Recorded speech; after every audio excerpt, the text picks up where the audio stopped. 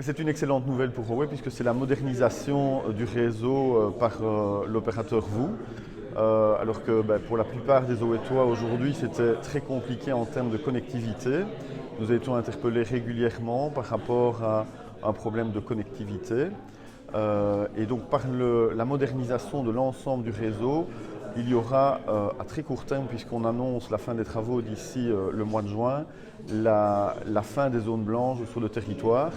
Et je tiens à rappeler et à remercier par ailleurs deux bénévoles qui nous ont accompagnés depuis 2015 pour analyser la situation au niveau d'Oé.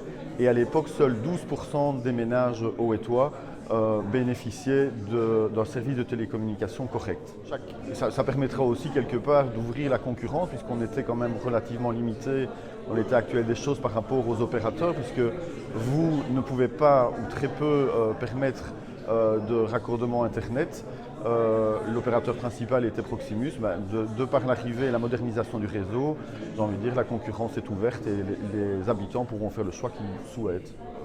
Je pense que c'est aussi une excellente nouvelle en termes d'attractivité au niveau de la commune, puisque par le passé, certains investisseurs reculaient faute d'un réseau de qualité ou postposaient des investissements au niveau local. Alors, pour la commune d'Oé, nous allons donc mettre en place la nouvelle technologie, la toute dernière technologie du réseau HFC. HFC, c'est hybride fibre coax.